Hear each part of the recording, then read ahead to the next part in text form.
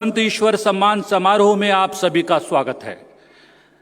आज बहुत ही पावन अवसर है क्योंकि इस अवसर पर संत ईश्वर सम्मान के माध्यम से परिश्रम, संकल्प और सेवा को पहचान कर उसे सबके सामने लाने और सम्मानित करने का अवसर मिल रहा है और अवसर मिल रहा है भारत के सम्मान का।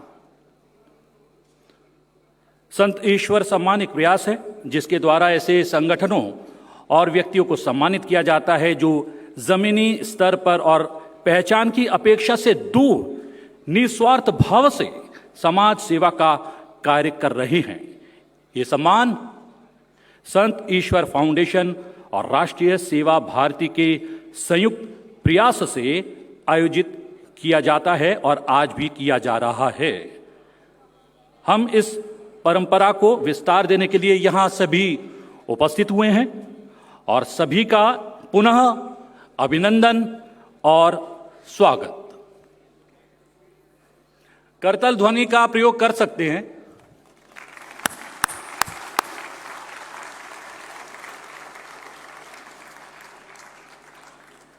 मैं अकेला ही चला था जाने में मंजिल, मगर लोग जुड़ते गए कारवा बनता गया। ये पंक्तियां एकदम सटीक बैठती हैं स्वर्गीय खैराती लाल खन्ना जी के व्यक्तित्व को बताने के लिए। जी हां, खैराती लाल खन्ना जी संत ईश्वर फाउंडेशन के फाउंडर भी थे, पहले अध्यक्ष भी, और हम सबके प्रेरणा स्रोत, और हम सब उन्हें प्यार से पिताजी कहा करते हैं। प्रारंभ करते हैं समाज को जानने, समझने और कार्य करने वालों को सम्मानित करने का हुनर रखने वाले स्वर्गीय खैराती लाल जी के जीवन को दर्शाते इस व्रत चित्र के साथ।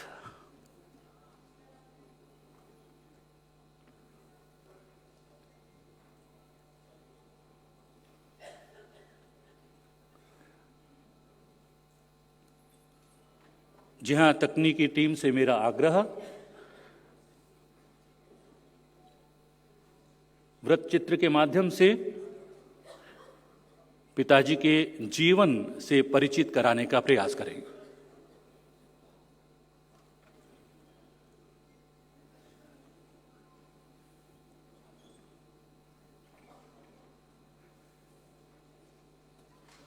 जी हां, जैसा कि हम सब जानते हैं, पावन अवसर है और इस पावन अवसर के माध्यम से परिश्रम, संकल्प और सेवा को पहचान कर उसे सबके सामने लाने और सम्मानित करने का ये अवसर है। और अवसर मिलता है आज इस सम्मान समारोह के माध्यम से भारत के सम्मान का।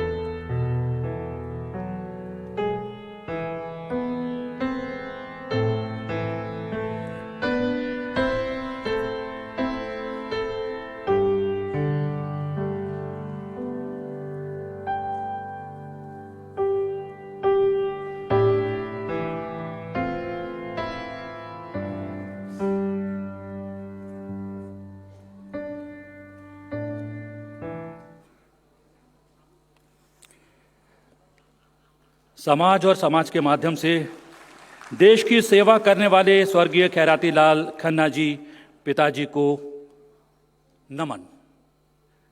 संत ईश्वर सम्मान क्या है? बहुत सारे लोग ये जानते हैं, बहुत सारे लोगों के मन में ये कौतूहल है। संत ईश्वर फाउंडेशन और संत ईश्वर सम्मान क्या है, इसकी पृष्ठभूमि यानी कि 5 वर्ष की पृष्ठभूमि क्या है, उससे परिचय कराने के लिए हम एक शॉर्ट फिल्म आपको दिखाते हैं। दृष्टि डालिए इस शॉर्ट फिल्म पर।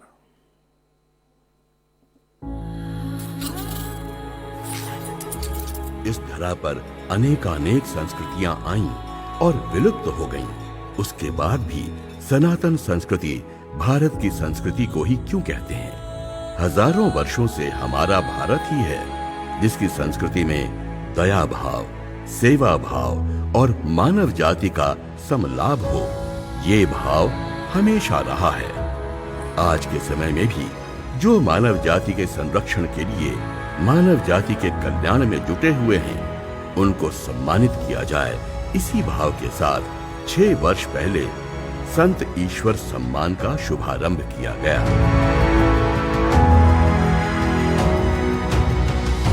सेवा की बात करें तो बचपन से ही मैंने अपने परिवार में लोगों को सेवा से जुड़ा हुआ देखा है। मैं काफ़ी छोटी थी जब हमने पानीपत में एक स्कूल शुरू किया था। जो बच्चे वहाँ पे कूड़ा उठाने का काम करते थे उनके लिए, और उस स्कूल में मैंने काम भी किया है साथ में।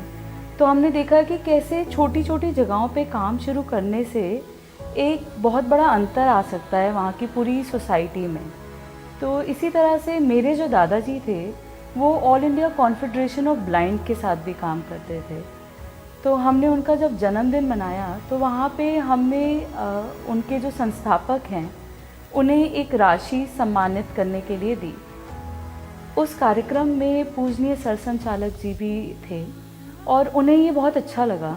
उन्हें ऐसा लगा कि सच में जो लोग ऐसा काम कर रहे हैं उन्हें हमें सम्मानित करना चाहिए। ये ज़रूरत है कि उनको सबके सामने लाया जाए, उनके काम को दिखाया जाए एक बार। तो यहीं से ये सोच आई कि ऐसी जो संस्थाएं हैं, जो लोग हैं, जो दुनिया की नज़रों से छुप के बस अपना काम किए जा रहे हैं, उन्हें हमें एक नेशनल प्लेटफॉर्म देना चाहिए।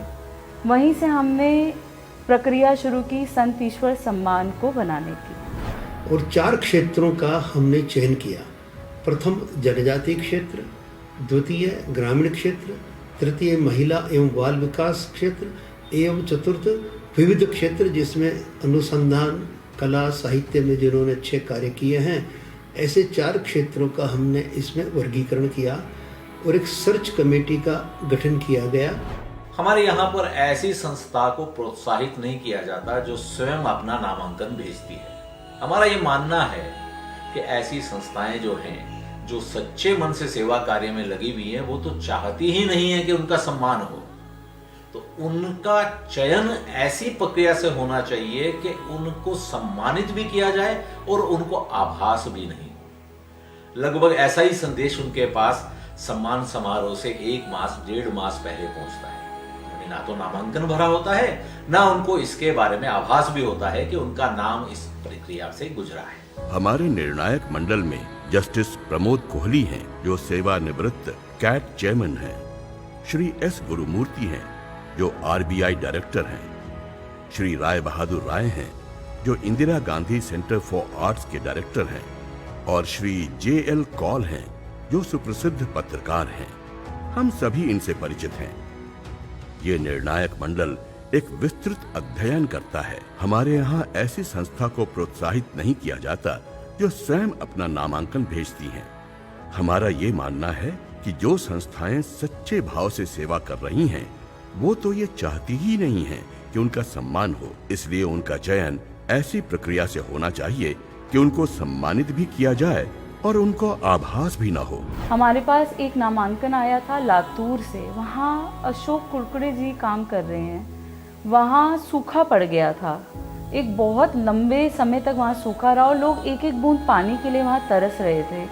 वहाँ पे जो नदी थी उसका प्रवाह रुक गया था क्योंकि बहुत ही कूड़ा जमा हो चुका था। और एक सरकारी जो आंकड़ा निकला उसकी सफाई का, उस आंकड़े के 1/10 में उन्होंने खुद समाज के लोगों को इकट्ठा कर कर वहाँ सफाई कराई और उस नदी में वापस पानी आ गया। तो वो काम एक बहुत ही प्रेरणादायक काम था। दंतेवाड़ा में हमें बुधरी ताती मिली। उन्होंने वहाँ की जो जनजाति महिलाएं हैं उनका स्वावलंबन करने का, उनको जागरूक करने का कार्य किया। उन्होंने वहाँ पे बच्चों के लिए एक छात्रावास बनाया। संत ईश्वर सेवा सम्मान पुरस्कार मैं समझता हूँ कि अपने आप में एक विशेष भूमिका का निर्वहन कर रहा है। ऐसे करने वालों को ढूंढना, कर्मयोगियों को ढूंढना, साधना के रूप में काम करने वाले साधकों को ढूंढना, उनको एक मंच उपलब्ध कराना और उनके कार्य का गौरव करना, मैं समझता हूँ कि ऐसे सम्मान के कार्यक्रम जिस व्यक्ति का सम्मान होता है उसके लिए नहीं होते, यह तो सामान्य जनों को प्रेरणा प्रदान करने का कार्यक्रम होता है। अब्राहम लिंकन ने एक बार कहा था कि जो राष्ट्र अपने रियल हीरोज यानी असली नायकों का सम्मान नहीं करता वो लंबे समय तक टिक नहीं सकता है। हमारी आज की युवा पीढ़ी के लिए ये समझना बहुत आवश्यक है कि उनके असली हीरोज कौन हैं। क्या जिन्हें वो टीवी पर देखते हैं वो हैं, या फिल्म स्टार या राजनेता हैं? कौन है? उनके असली हीरो दरअसल वो होने चाहिए जो जन सेवा का कार्य कर रहे हैं, जिन्हें कोई मोह नहीं है, जिन्हें जन सेवा करने के बदले में कुछ नहीं चाहिए, जो चुपचाप अपना काम किए जा रहे हैं और इतने लोगों को प्रभावित कर रहे हैं। हम कहते हैं कि एक छोटा सा दिया पूरे कमरे में रोशनी फैला सकता है। ये लोग उस दिए का काम कर रहे हैं। भारत में ये कहा जाता है कि नर सेवा नारायण सेवा।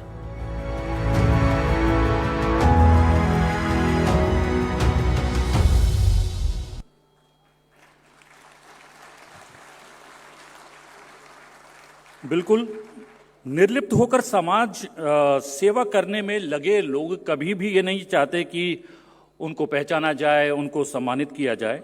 लेकिन संत ईश्वर फाउंडेशन और समिति ऐसे समाज सेवकों को देश के सामने लाना अपना कर्तव्य समझता है।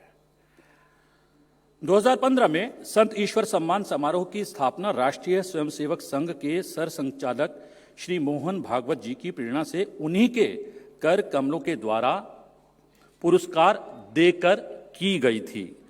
गौरव की अनुभूति हो रही है ये बताकर कि वर्ष 2021 के संत ईश्वर सम्मान समारोह को उनकी उपस्थिति का आलोक प्राप्त हो रहा है।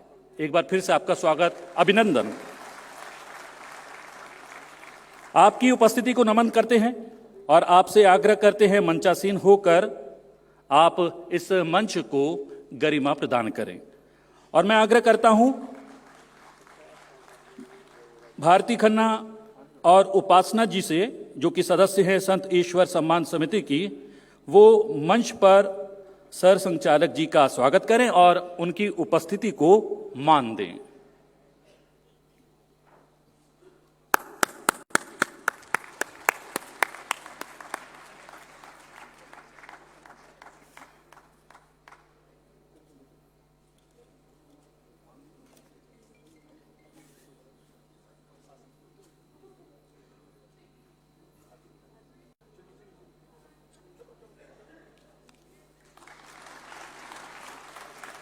गौरव के पल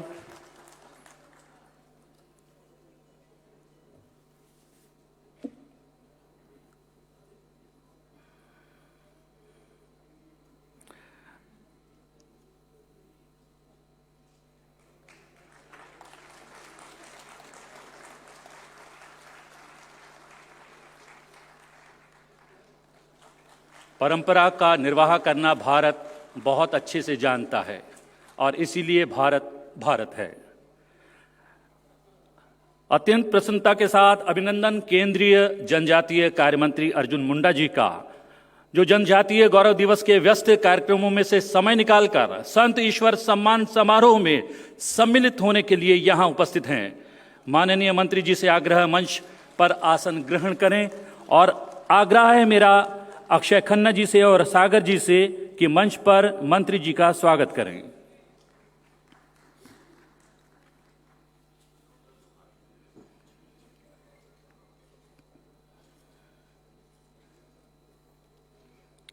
अब आग्रह, इस पूरे आयोजन के कर्णधार और मेजबान संत ईश्वर फाउंडेशन के ट्रस्टी और चेयरमैन संत ईश्वर सम्मान कमेटी के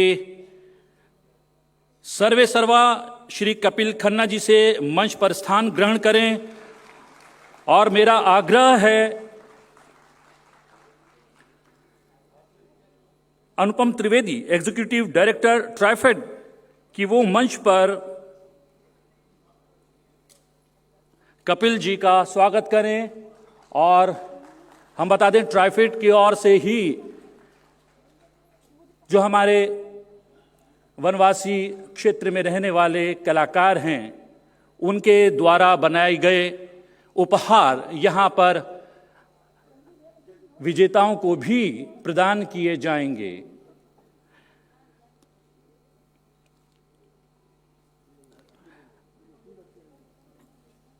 छोटा हुआ तो क्या हुआ, जैसे आपने मुहावरे सुने होंगे। और संत ईश्वर सम्मान और सम्मान समारोह की भी छोटी लेकिन गौरवशाली यात्रा रही है। इस यात्रा से परिचय और साक्षात्कार कराने के लिए आमंत्रित करता हूं संत ईश्वर सम्मान कमेटी की सचिव सुश्री वृंदा जी को। वृंदा जी।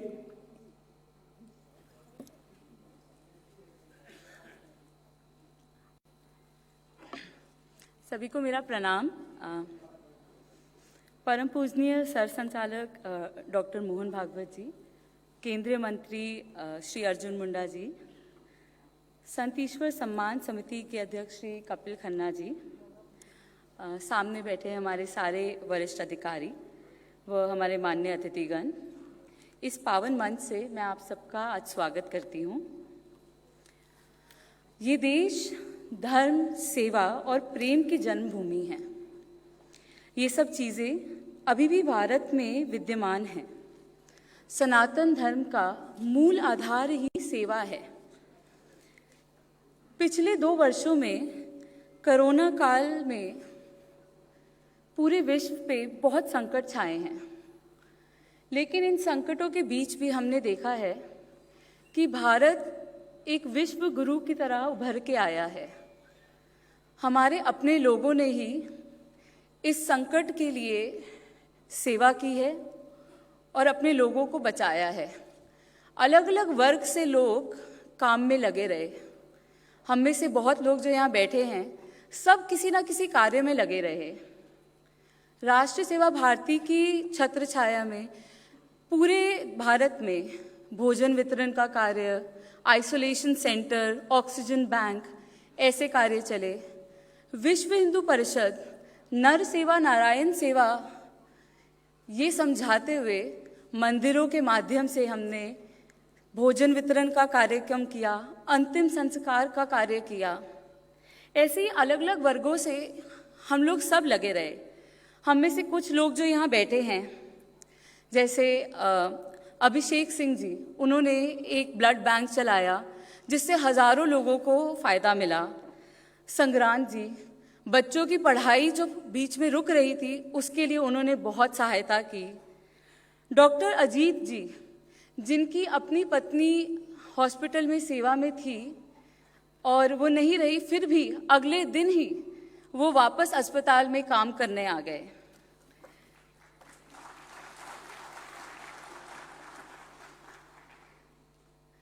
इन लोगों ने हमें सिखाया है कि अगर हम एक साथ होकर काम करें तो कोई भी कठिनाई हमारे लिए बड़ी नहीं है। हम लड़ सकते हैं और हम जीत भी सकते हैं।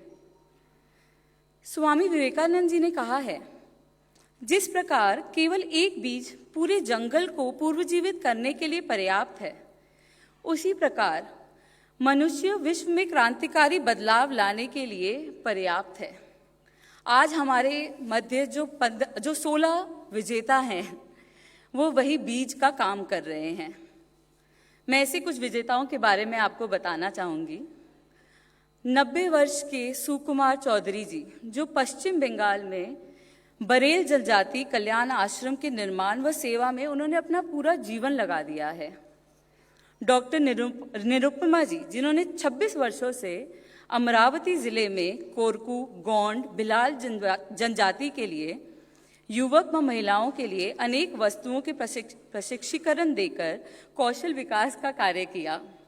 असम से रूरल हेल्थ और हम जिनका मुख्य उद्देश्य शारीरिक व मानसिक रूप से विकलांग बच्चों की मदद करना व उनके स्वावलंबन करना है। संत ईश्वर सम्मान एक प्रयास है जिसके द्वारा हम ऐसे संगठनों और व्यक्तियों को सम्मानित करते हैं जो सुदूर क्षेत्रों में सबकी नज़रों से दूर सेवा के कार्य किए जा रहे हैं। ये सम्मान हम 4 श्रेणियों में देते हैं: जनजाति, ग्रामीण, महिला बाल विकास एवं विशेष योगदान। ये पूरी प्रक्रिया तकरीबन 1 वर्ष के लिए चलती है, जिसमें हमारी चयन समिति खुद ये नामांकन लेके आती है। इन नामांकनों के लिए वो जाके उनका काम देख के आती है और पुष्टि होने के बाद ही इन नामांकनों को निर्णायक मंडल को दिया जाता है। हमारे निर्णायक मंडल में श्री एस गुरुमूर्ति जी, पूर्व मुख्य न्यायाधीश प्रमोद कोहली जी, पद्मश्री राम बहादुर राय जी, जवाहरलाल कौल जी, माननीय गुणवंत जी और ऐसे कई वरिष्ठगण हैं जो कई आधारों पे, जैसे कि कितने समय से वो काम चल रहा है, कितने लोगों पर उस काम का प्रभाव आ रहा है, इन सब पे चर्चा करने के बाद हमारे विजेताओं को चुनते हैं। पिछले 4 वर्षों पे इस मंच पे हमें हमारे दादाजी श्री खैरातीलाल खन्ना जी का आशीर्वाद मिला है। उनका व्यक्तित्व एक बहुत ही अलग किस्म का व्यक्तित्व था। अनेकों रंग थे उसमें। जहाँ उनके दिल में समाज में आ रही कठिनाइयों के लिए पीड़ा थी, वहीं उनके चेहरे पे मुझे हमेशा एक मुस्कुराहट दिखी है। सिर्फ अपने बड़ों का ही नहीं, अपने छोटों का भी हमेशा सम्मान करना है, ये मुझे उन्होंने सिखाया है। अपना जीवन सेवा में लगा देना है, ये सीख उन्होंने पूरे परिवार को दी है। जब वो और मैं शाम को सैर करने जाते थे तो हम उनका एक बहुत ही पसंदीदा गीत था जो हम सुनते थे। मैं उसके शब्द यहाँ बोलना चाहूँगी। मैं जिंदगी का साथ निभाता चला गया, हर फिक्र को धुएं में उड़ाता चला गया। बर्बादियों का शोक मनाना फिजूल था, बर्बादियों का जश्न मनाता चला गया। जो मिल गया उसी को मुकद्दर समझ लिया, जो खो गया उसको भुलाता चला गया। गम और खुशी में फ़र्क ना महसूस हो जहाँ, मैं दिल को उस मुकाम पर ले जाता चला गया।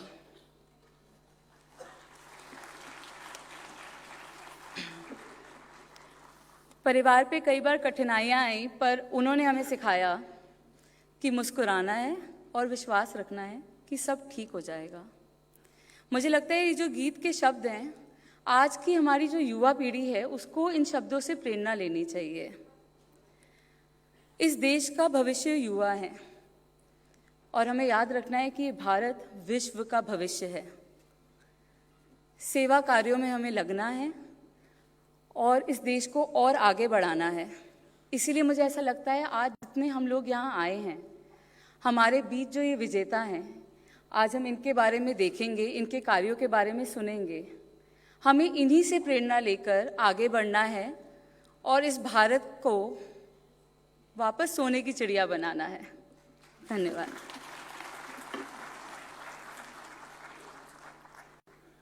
धन्यवाद वृंदा जी।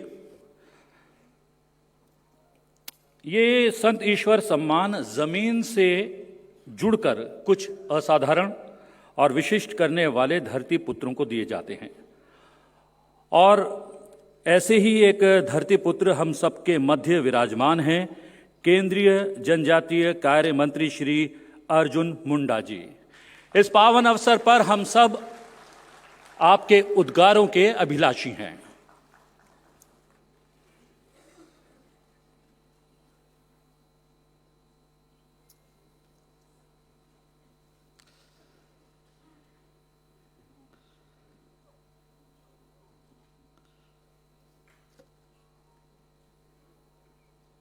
संत ईश्वर सम्मान 2021 के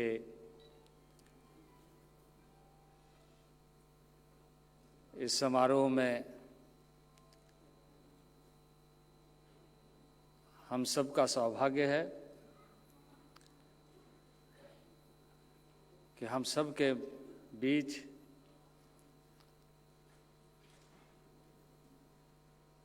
परम पूजनीय सर संघ चालक श्रद्धेय मोहन भागवत जी हम सभी को मार्गदर्शन देने के लिए उपस्थित हैं। इस संत ईश्वर सम्मान समिति के अध्यक्ष श्रद्धेय कपिल खन्ना जी, इस सभागार में उपस्थित संत समाज के सभी ऐसे प्रबुद्ध विशिष्ट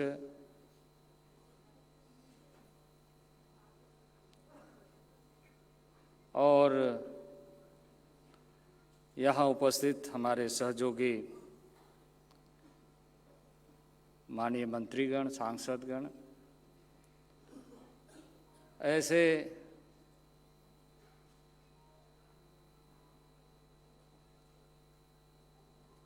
प्रबुद्ध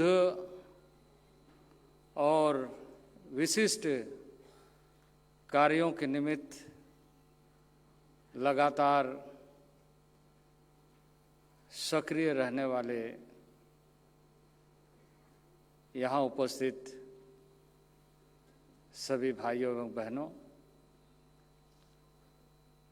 सभी बुद्धिजीवियों और उपस्थित सज्जनों,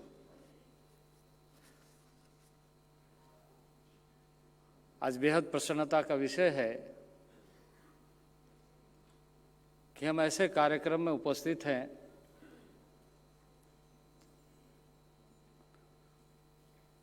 और उन्हें सम्मानित करने के लिए उपस्थित हैं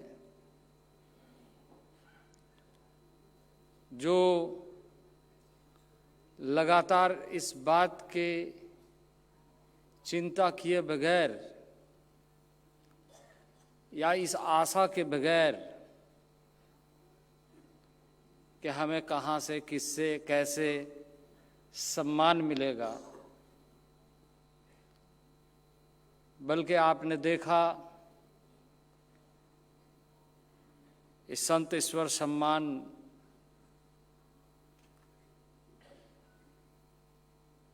के उद्देश्यों को कि पूरे देश भर में ऐसे लोग जो लगातार सेवा के कार्य में विविध क्षेत्रों में लगे हुए और जिन्हें न नॉमिनेशन की ना ही कोई सम्मान की इच्छा रहती, वो अपने कार्य करते हुए लगातार कोशिश और अपनी यात्रा में आगे बढ़ रहे हैं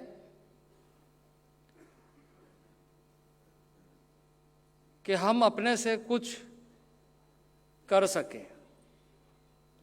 वैसे लोगों का सम्मान करने का यह संस्था लगातार परम पूज्य संघ चालक के मार्गदर्शन में प्रारंभ हुआ और एक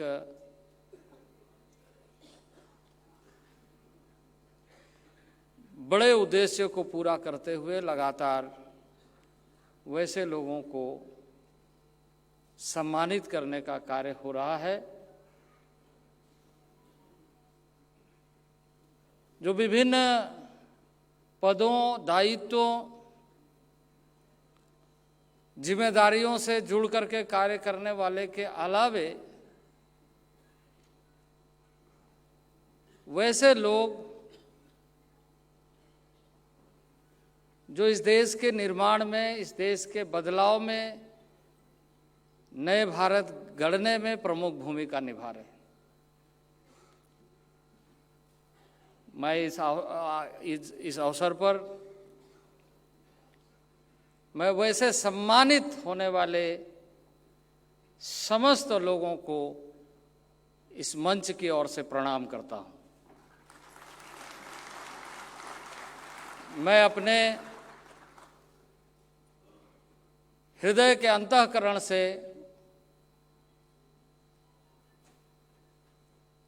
उन्हें नमन करता हूं और मैं इस बात के लिए, जिस जीवन चरित्र को लेकर यह कार्य प्रारंभ हुआ है, जिनका वृत्त आपने देखा, जीवन वृत्त आपने देखा, जिनके प्रेरणा से यह कार्य प्रारंभ हुआ, वैसे महान विभूति को मैं सत सत नमन करता हूं। हम सभी अपने अपने कार्यों में, अपने अपने दायित्व में लगे हुए हैं, लेकिन सबसे बड़ा जो कार्य और जिस परिणाम की अनुभूति हम सबको होती है, जब हम स्वयं की जिम्मेदारी निर्धारित करके करते हैं। हमें किसी ने दायित्व दिया है, हमारी उस दायित्व के नाते जिम्मेदारी है। यह एक स्वाभाविक कार्य क्षेत्र है, लेकिन जिसे कोई दायित्व नहीं देता और स्वयं अपना दायित्व समझ करके काम करता है, वह वास्तविक रूप में राष्ट्र निर्माण के उद्देश्य को पूरा करने वाला भारत माता का असली संतान कहलाता है। और मैं समझता हूं कि उन्हीं को सम्मानित करने के लिए आज ऐसे कार्यक्रम का आयोजन हुआ है। जब मुझे इस बात की सूचना दी गई कि इस तरह का कार्यक्रम के आयोजन में आपको भी शामिल होना है, मन आनंदित हुआ और मुझे खुशी है कि जब हम इस देश में आज संकल्प लेकर, यानी एक तरीके से आज़ादी का अमृत महोत्सव मना रहे और नए संकल्प के साथ जनजाति गौरव दिवस मना रहे हैं कि भारत के सुदूरवर्ती क्षेत्र में रहने वाले लोगों को मिलकर हम भारत गढ़ने में कैसे प्रमुख भूमिका निभाएं। और उसी कड़ी में जब मैं यह देख रहा था कि सम्मानित होने वाले लोग, तो उसमें एक जनजातीय क्षेत्र, एक ग्रामीण क्षेत्र, एक महिला एवं बाल विकास और समाज के सामाजिक कार्यों से लेकर विभिन्न भूमिकाओं में विशेष योगदान देने वाले ऐसे लोगों का सम्मान, यह जो कार्य क्षेत्र है, यह वास्तविक रूप से भारत को गढ़ने का प्रमुख सूत्र भी है और प्रमुख रास्ता भी है। आज मैं इस अवसर पर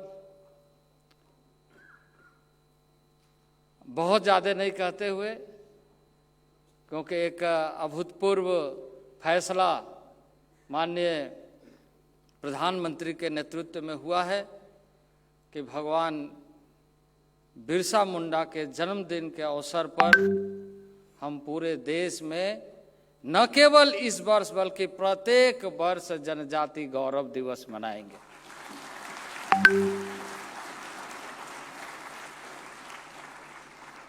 देश के आजादी के लंबे कालखंड में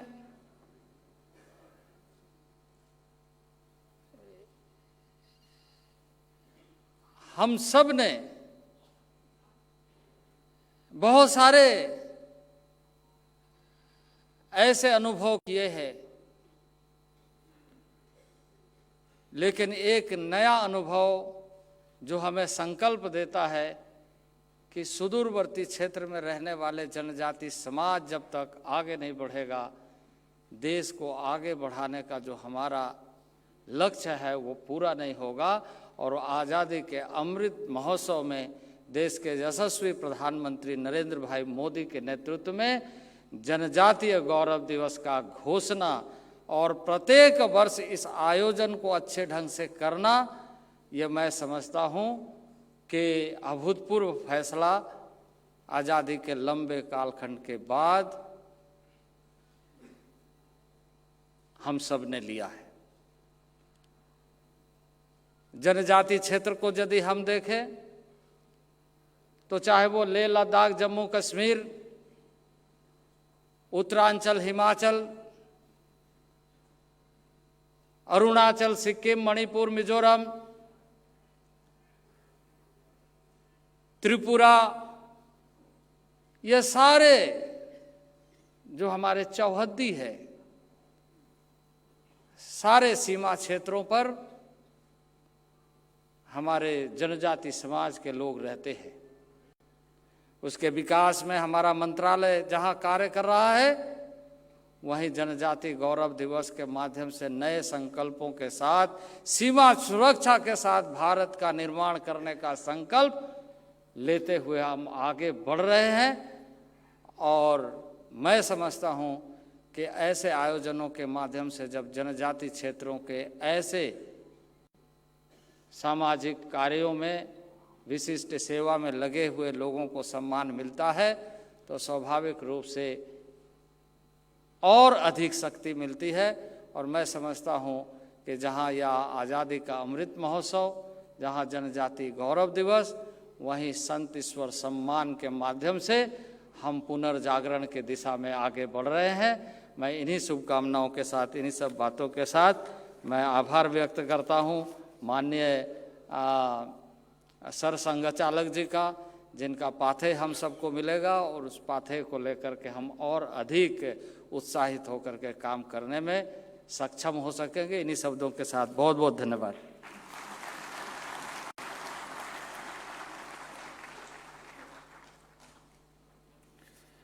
धन्यवाद केंद्रीय जनजातीय कार्य मंत्री श्री अर्जुन मुंडा जी।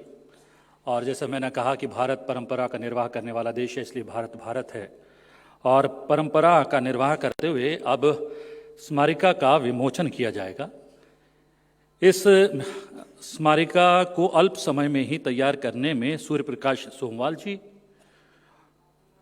सुमित जी ने दिन रात अथक परिश्रम किया है और उनको, इन दोनों को इस स्मारिका के लिए साधुवाद।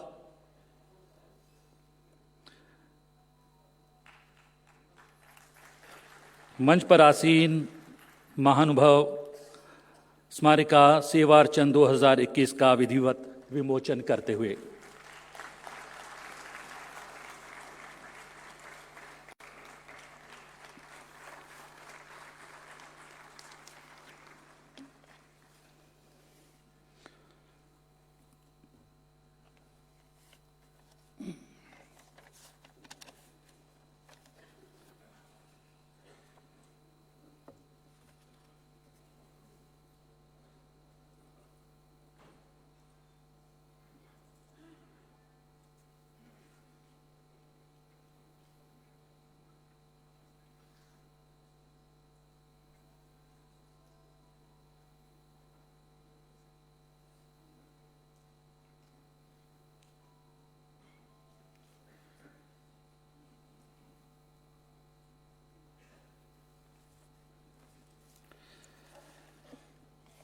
और वो समय जिसके लिए हम सब इस विशेष आयोजन में उपस्थित हुए हैं और समय सम्मान प्रदान करने का।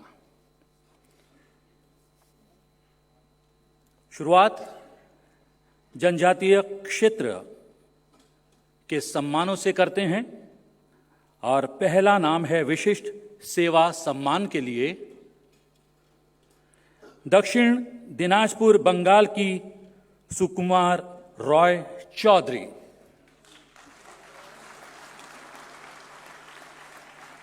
एक संक्षिप्त परिचय मैं उनका दे देता हूं। सुकुमार रॉय चौधरी जी 92 वर्ष के हैं। इन्होंने अपना पूरा जीवन उपजाति कल्याण आश्रम के निर्माण और सेवा में लगाया हुआ है। इस दूरस्थ स्थान में बिना किसी सरकार के, किसी सहायता के वो पिछड़े वर्ग की सेवा में निरंतर जुटे हैं। श्री सुकुमार रॉय चौधरी।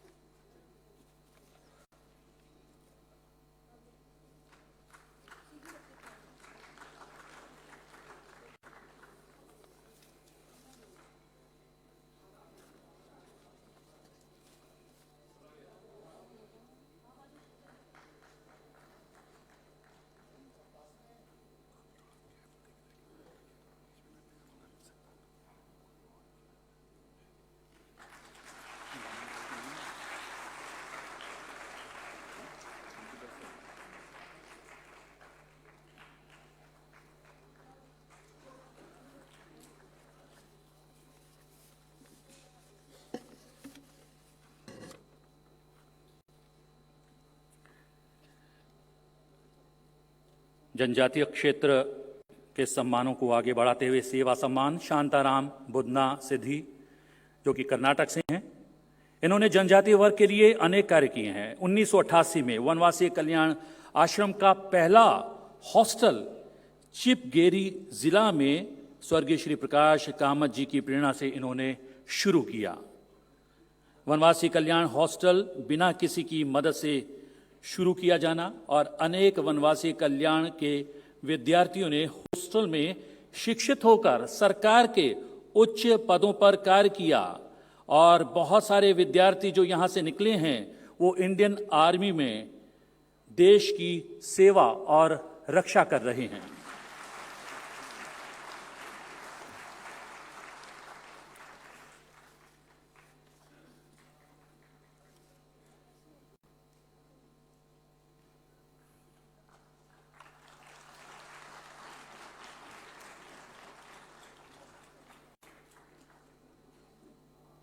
हम बता दें कि कर्नाटक सरकार ने शांताराम जी को मेंबर ऑफ लेजिस्लेटिव काउंसिल भी बनाया है।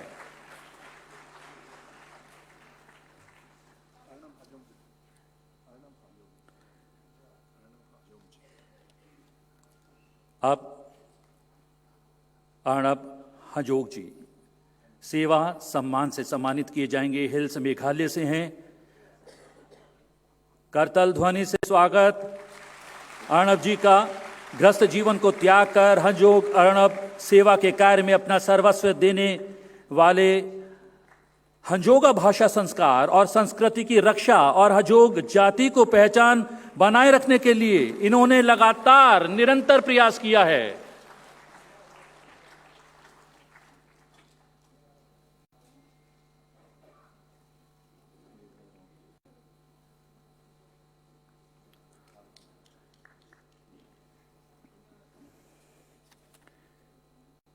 इसी सूची में एक और नाम सेवा सम्मान के लिए मेधा उरांव, रांची, झारखंड।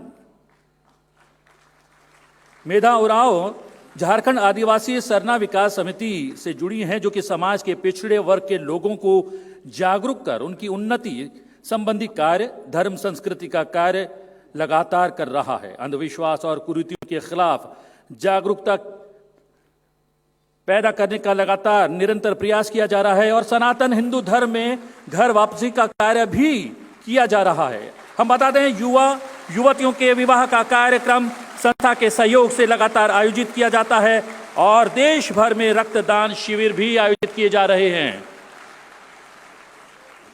मेधावी मेधा उरांव जी को सेवा सम्मान। अब सूची में बदलाव और ग्रामीण क्षेत्र में कार्य के लिए विशेष सम्मान। डॉक्टर निरुपमा सुनील देशपांडे, अमरावती, महाराष्ट्र। विशिष्ट सेवा से सम्मानित किया जा रहा है। संपूर्ण बांबू केंद्र मेलघाट में गत 26 वर्ष से कार्यरत हैं। मेलघाट महाराष्ट्र के अमरावती जिले का एक वनवासी क्षेत्र है जहां कोरकू, गोंड, भिलाल वनवासी लोग रहा करते हैं। संपूर्ण बांबू केंद्र द्वारा वनवासी युवक और महिलाओं को विविध वस्तु बनाने का यहां पर लगातार प्रशिक्षण दिया जा रहा है और कौशल विकास को आगे बढ़ाया जा रहा है। डॉक्टर निरुपमा सुनील देशपांडे।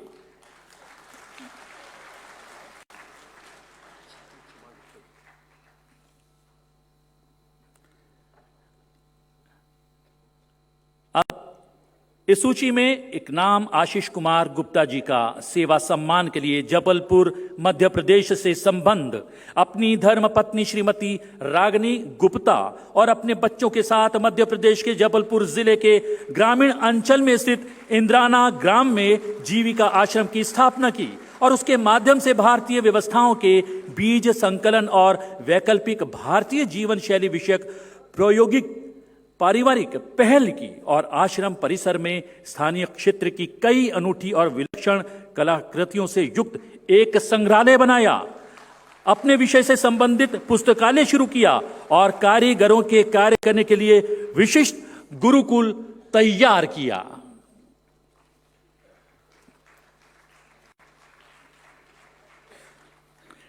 सेवा सम्मान के लिए आमंत्रित करता हूं धर्मवीर चहल जी को, जींद हरियाणा से। जी हां, धर्मवीर चहल जी ग्रामीण क्षेत्र में खेती बाड़ी और पशुपालन में पिछले 15 सालों से साहिवाल गायों की नस्ल सुधार का कार्य कर रहे हैं और इनके कार्य को देखकर लोगों ने गायों के घी और दूध का महत्व समझा और देसी गाय पालने के प्रति जागरूकता पैदा हुई। जैविक खेती में भी इनका सराहनीय योगदान है।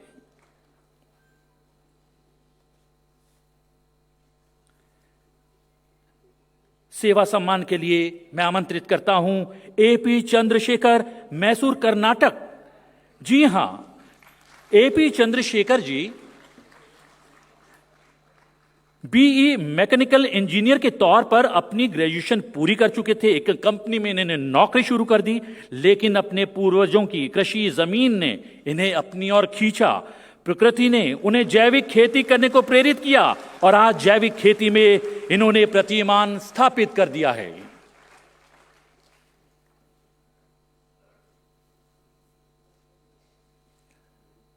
और सम्मानों का तीसरा सेगमेंट महिला एवं बाल विकास क्षेत्र और विशिष्ट सेवा सम्मान के लिए मैं आमंत्रित करता हूं साध्वी कमलेश भारती जी, हरिद्वार, उत्तराखंड से। शिक्षा के क्षेत्र में सीनियर सेकेंडरी विद्यालय दिल्ली की प्रधानाचार्य के रूप में कार्य किया। वर्ष 1978 में संन्यास की दीक्षा ली और भारत में घूम घूम कर महिलाओं और बालिकाओं की शिक्षा के लिए लगातार निरंतर कार्य किया और 1994 में अखिल भारतीय महिला सम्मेलन दिल्ली में उन्होंने आयोजित किया। मातृशक्ति संस्थापक सदस्य के रूप में उन्होंने प्रतिभाग किया। कोविड काल में स्वयं द्वारा स्थापित मातृ आंचल स्वावलंब शाला में बालिकाओं के माध्यम से लाखों मास्क इनके द्वारा तैयार करवाए गए। अभिनंदन, सम्मान साध्वी कमलेश भारती जी का।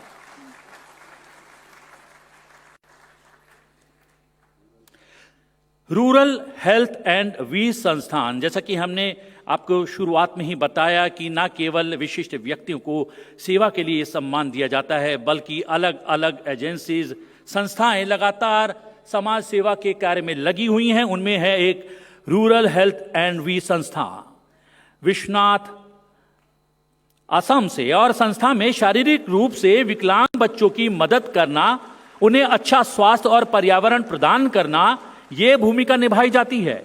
लोगों में स्वास्थ्य के प्रति जागरूकता पैदा करना और उन्हें आधुनिक चिकित्सा उपचार के लिए भी प्रेरित करना, शारीरिक और मानसिक रूप से पिछड़े हुए बच्चों को उनकी क्षमता के अनुसार मुफ्त शिक्षा, प्रशिक्षण और पुनर्वास प्रदान करना, ये रूरल हेल्थ एंड वी संस्था लगातार कर रही है। बिरसा सेवा प्रकल्प पटना, बिहार। जी हां, ये सेवा प्रकल्प पटना के क्षेत्र में अलग अलग जगह पर स्वास्थ्य शिविर आयोजित करता है। इस प्रकल्प में महिलाओं के लिए 5 सिलाई प्रशिक्षण केंद्रों का भी संचालन किया जाता है, जिससे महिलाओं को लगातार आत्मनिर्भर बनाने का प्रयास किया जा रहा है और वितरित करने के साथ ही उनकी आवश्यकताओं की सभी चीजें उपलब्ध करवाई जाती हैं।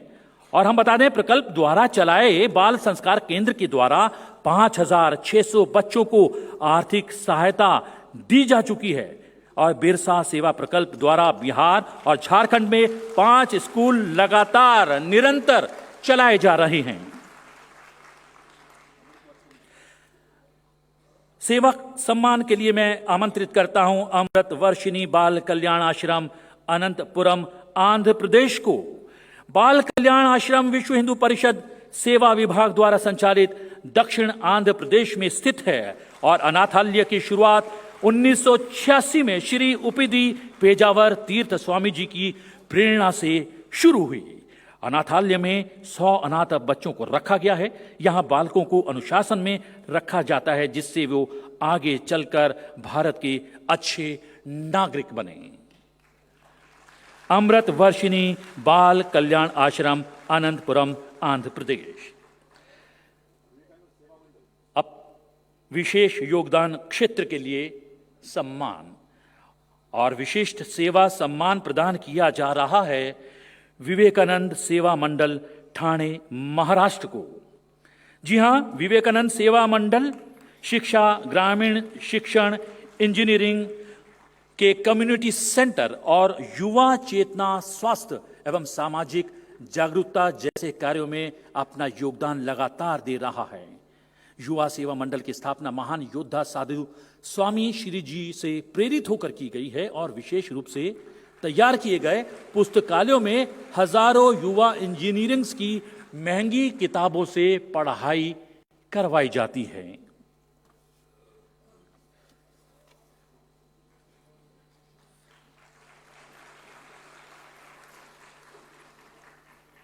अब सेवा सम्मान के लिए आमंत्रित करता हूं चरणजीव मल्होत्रा दिल्ली को। चरणजीव मल्होत्रा जी ने कोरोना काल में दिल्ली शहर में अनेक प्रकार के योगदान दिए। इन्होंने निशुल्क रूप से शवों के दाह संस्कार की सेवा के साथ 30,000 से अधिक अंतिम संस्कार किए। कोरोना की दूसरी लहर में लगभग 2600 से अधिक शवों का संस्कार रीति रिवाज और मान्यताओं के अनुसार किया और शवों को निशुल्क दफन कराने का कार्य भी किया। इन्हें देश भर के लोग एम्बुलेंस मैन के नाम से पहचानते हैं।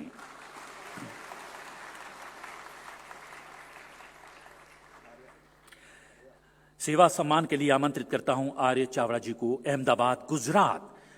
12 वर्षीय आर्य चावड़ा ने 6 साल की उम्र में लेखन, चित्रकार, वक्ता और विरासत में पर्यावरण योद्धा के रूप में अपनी यात्रा शुरू की।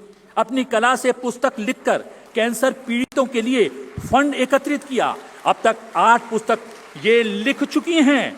इनकी पुस्तकों को यूनेस्को नई दिल्ली द्वारा संरक्षण और प्रकाशित भी किया गया है। उभरता भारत, नया भारत, युवा भारत और प्रेरणा देता भारत।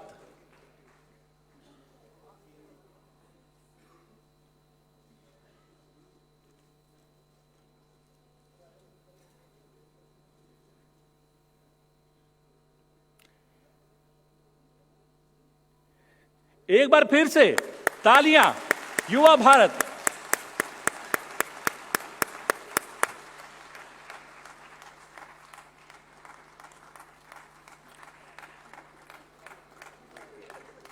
अगर ऐसे बच्चे और युवा इस देश में हैं तो भारत को फिर से विश्व गुरु बनने से आखिरकार कौन रोक सकता है।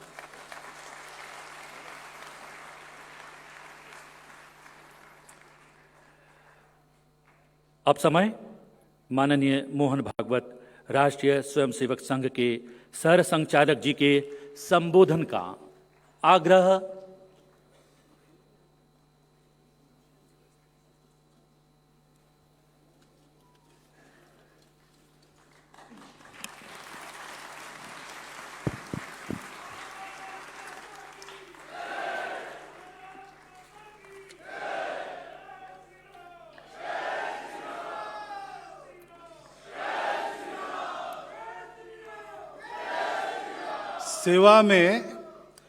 सेवा में होश होता है, जोश नहीं। ये जहां नारे लगाने वहीं लगाने चाहिए। ये काम नारों का नहीं है, ये काम करना पड़ता है।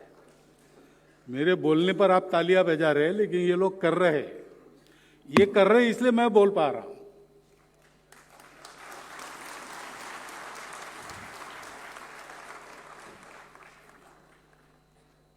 आदरणीय अर्जुन मुंडा जी, आदरणीय कपिल खन्ना जी, उपस्थित आज जिनके कारण हम यहां पर एकत्रित हैं, ऐसे सभी श्रद्धेय सेवावीर, पूज्य संत चरण, उपस्थित नागरिक सज्जन, माता भगिनी, जैसा मैंने कहा, उन्होंने कहा कि मैं मार्गदर्शन वगैरह करने वाला हूं, लेकिन यहां मेरे मार्गदर्शन की आवश्यकता नहीं है। कौन से रास्ते पर चलना चाहिए, तो करने वाले इतने सारे लोग हमारे सामने हैं, उनका उदाहरण हमारे सामने है। तो रास्ता केवल दिख नहीं रहा है, रास्ता दिखाने वाले तो बहुत होते हैं, लेकिन लोगों की भलाई का काम, अपना स्वार्थ छोड़कर करने का काम, उसका रास्ता हमेशा कठिन होता है, कंटकाकीर्ण होता है। उस रास्ते को बताने वाले महापुरुष हमारे यहां, उनकी तो मालिका है। दुनिया के किसी देश में, सारे देश मिलाकर जितने महापुरुष अब तक होंगे उतने हमारे देश में गत 200 वर्षों में हो गए। और एक एक का जीवन सर्वांगीण जीवन की राह उजागर करता है हमारे आंखों के सामने। लेकिन राह उजागर जब होती है तो उसके कांटे कंकड़ भी दिखते हैं, क्योंकि वो मार्ग कंटकाकीर्ण होता ही है। तो फिर हमारे जैसे लोग हिम्मत नहीं करते, उनकी पूजा, जयंती, पुण्यतिथि, जय जयकार ये सब करेंगे। जैसे अभी जय श्री राम हम कहते हैं, बड़े जोर से कहना भी चाहिए, कोई बुरी बात नहीं है, लेकिन श्री राम जैसा होना भी चाहिए ना। लेकिन हम सोचते हैं कि वो तो भगवान थे। अरे भाई, भरत जैसे भाई पर प्रेम करना श्री राम ही करे, हम तो नहीं कर सकते। ये सामान्य व्यक्ति की प्रतिक्रिया रहती है। इसलिए उनके तेज में उजागर हुई राह पर चलने की हिम्मत देने वाले ये लोग होते हैं, जो हमारे जैसे ही होते हैं दिखने में। लोगों में वो अलौकिक नहीं बनते, किसी प्रकार की अपेक्षा नहीं रखते, अपना काम करते हैं, चुपचाप करते रहते हैं। स्वामी विवेकानंद ने एक बार कहा किसी अपने मित्र को या शिष्य को कि रे, तुम्हारे यीशु, बुद्ध और कृष्ण से 1000 गुना अधिक तेजस्वी लोग इस दुनिया में आए, चुपचाप अपना काम करके चले गए, किसी को खबर नहीं लगी। ऐसे गुप्त योगी होते हैं। ऐसे गुप्त योगियों को ढूंढ ढूंढ के आपके सामने लाने वाले ईश्वर संत फाउंडेशन का वास्तव में अभिनंदन है, हृदय से अभिनंदन। क्योंकि आज हमको चलने की जरूरत है। 75 वर्ष का उल्लेख हुआ। इन 75 वर्षों में जितना चलना चाहिए था, आगे बढ़ना चाहिए था, उतना हम नहीं बढ़े। बढ़ जाएंगे, वो कोई चिंता की बात नहीं है। लेकिन वहां तक देश को ले जाने का जो रास्ता है, उस पर चलेंगे तो चलेंगे ही नहीं। चले नहीं इसलिए नहीं बढ़े। एक सुभाषित है, योजनानाम सहस्रोपि शनैर गच्छेत पिपीलिका। सहस्र योजन भी छोटी चींटी अपने पैरों से धीरे धीरे चल के निकल जाती है। एक गांव से दूसरे गांव जाती है चिट्ठियां, है तो वैज्ञानिक सत्य है, जीव शास्त्र का अध्ययन करने वालों को मालूम है। माइग्रेशन होता है उनका, दूर दूर तक होता है, छोटे कदम भरते भरते देर सबेर पहुंच जाती है। और फिर कहा है कि अगच्छन वैनते योपी पदम एकम न गच्छति, अगर जाएगा नहीं, उड़ेगा नहीं, तो गरुड़ हो तो भी एक कदम भी आगे नहीं जा सकता। ताकत तो उसकी है पूरे आसमान को आलोड़न करने की, परंतु करेगा नहीं तो कैसे होगा। इसलिए आदर्शों के प्रकाश में हमको रास्ता पता है, उदाहरणों के प्रकाश में उस रास्ते पर कदम से कदम मिलाकर चलने की हिम्मत जगाने वाले आज के ये जो सारे हमारे उत्सव मूर्ति है, उनको मैं विनम्र प्रणाम करता हूं। और उनकी अनुमति से, क्योंकि आपने मुझे यहां खड़ा किया है, काम दिया है, सेवा वगैरह तो करता नहीं, एक आध कार्यक्रम में थोड़ा बोलने को कहा तो बोलता भी नहीं, ऐसा मेरी बदनामी न हो, इसलिए मैं कुछ बातें आपके सामने रखता हूं। आज के कार्यक्रम से ही संबंधित है। स्वर्गीय श्री खैराती लाल जी शर्मा ने अपने परिवार पर अपने स्वयं की कृति से और अपने बहुत स्नेहमय परामर्श से जो प्रभाव डाला, जो लीक बनाई, उस पर उस परिवार की आज की पीढ़ी भी चल रही है। यह बात हमारे ध्यान में आ गई। भारत की नई पीढ़ी का क्या होगा, ऐसी चिंता बहुत बुजुर्ग करते हैं, लेकिन वो चिंता करने का कारण नहीं, वो कैसे होंगे, क्या होंगे, ये सब बुजुर्गों के हाथ में है। और बाकी कुछ भी हो, परिस्थिति में कई प्रकार के प्रभाव है, अच्छे भी है, खराब भी है। जीवन का तरीका जो है वो कुछ बातें अच्छा करता है, कुछ बातें खराब करता है।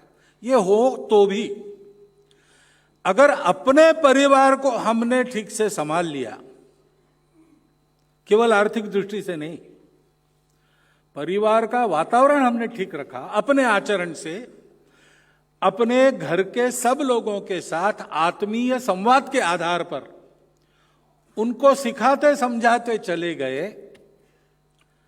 तो देश की कोई भी पीढ़ी कभी भी भटक नहीं सकती। और मेरा तो अनुभव है, आज की युवा पीढ़ी में इतना बल है कि इसके अभाव में भी थोड़ा देर से सही, लेकिन वो अपना सही रास्ता ढूंढ लेते हैं और देश की सेवा में भी लग जाते हैं। पहली तो इस कार्यक्रम से ले जाने की बात हमारे लिए ये है। दूसरा, कई बार लोग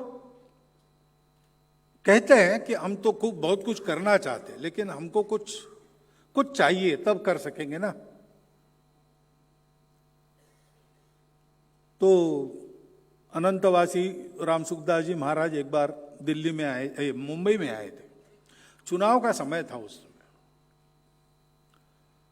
तो एक सज्जन गए और उनको कहा कि आपके परिचय बहुत है और मैं समाज की सेवा करना चाहता हूं, और सेवा के लिए अगर मुझे टिकट मिला और मैं चुन के आ गया तो सेवा करना आसान होगा। और बात तो सही है, आसान तो हो ही सकता है। और इसलिए उन्होंने कहा कि मुझे एक अथॉरिटी मिलेगी, साधन भी मिलेंगे, तो मैं अधिक सेवा कर सकूंगा, आप थोड़ा फोन करके बोल दीजिए। तो राम सुखदास जी महाराज ने मिला कि ये चुन के आने से फायदा क्या होगा, यही ना कि तुमको अधिकार मिलेगा और तुमको साधन भी मिलेगा। तो बोले हाँ। तो बोले कोई बात नहीं, मैं तुमको अधिकार दे देता हूं, लिख के दे देता हूं कि सेवा करने का अधिकार मेरे तरफ से इनको प्राप्त हुआ है। पूरे देश में तुम कहीं भी सेवा करो, तुमको कोई कठिनाई नहीं आएगी, और जितना खर्चा होगा सेवा में मेरे से ले लेना, मैं देते रहूंगा, तुमको कभी धन का अभाव नहीं होगा। मैं फोन नहीं करता, इतना करो तुम, मैंने दे दिया, लिख के देता हूं, तुम करो सेवा। तो सज्जन वापस नहीं आए उनको मिलने के लिए। सेवा ऐसे होती ही नहीं। सेवा तो मनुष्य की मनुष्यता का एक स्वाभाविक आविष्कार है, स्वाभाविक अभिव्यक्ति है। मनुष्य सेवा के कारण ही मनुष्य माना जाता है। मनुष्य में संवेदना होती है, पशुओं में नहीं होती। आप पशुओं को देखो, भूख लगती है तो खाते हैं, संवेदना नहीं होती, इसलिए चिंता भी नहीं होती। कोई बैल घास खाता है और कल के लिए गट्ठर बांध के ले जाता है, ऐसा आपने सुना है क्या? ऐसा कभी होता नहीं। उसका पेट भर गया, घास बची है तो भी ले नहीं जाएगा, दूसरा कोई उस घास को खाता है, खाने जो उसको क्या चिंता है। जब तक उसकी भूख है तब तक किसी को खाने नहीं देगा, स्वयं खाएगा। लेकिन मनुष्य का ऐसा नहीं है। मनुष्य में विचार है, बुद्धि है, और बुद्धि कुबुद्धि भी हो सकती है, सुबुद्धि भी हो सकती है। बुद्धि होना एक बात है, बुद्धि को उचित दिशा मिलना दूसरी बात है। और इसलिए मनुष्य के मन की संवेदना को उसने सुना तो वो नर से नारायण बन जाता है। मनुष्य ने अगर मन के अहंकार को चुना तो वो नर का नराधम हो जाता है। और इसलिए अपने यहां पर ये कहा गया है कि आहार निद्रा भय मैथुनम च सामान्य में तत् पशुभिर नराण। बायोलॉजिकल एनिमल मनुष्य भी है, इसलिए बायोलॉजी में लिविंग थिंग के जितने फंक्शन है उतने सब मनुष्य करता है। वो छोड़ ही नहीं सकता, उसको करना ही पड़ता है। भूख लगती है तो खाना ही पड़ता है, कोई भी हो। पहुंचे हुए महात्माओं को भी कुछ तो आहार प्राप्त करना पड़ता है। हाँ, हम सामान्य मनुष्य ये भौतिक अन्न से प्राप्त करते हैं, वो सीधा वैश्विक ऊर्जा को प्राप्त करते हैं। लेकिन बिना ऊर्जा के कोई काम नहीं चलता। ऊर्जा के स्रोतों का उपयोग मनुष्य अपने आहार के लिए करता ही है। ऐसे सारी बातें मनुष्य को करनी पड़ती। परंतु कहा है कि धर्मो ही तेषाम अधिको विशेषो धर्मो विहीन पशुभिः समान। तो मनुष्य की विशेषता क्या है? उसके पास धर्म है, वही उसकी विशेषता है, उसके कारण वो मनुष्य है। अब ये धर्म बड़ा कठिन शब्द है, समझ में नहीं आता। लोग धर्म कहने के बाद एकदम पूजा देखने लगते हैं। तो पूजा तो सब धर्मों में एक छोटा अंग है।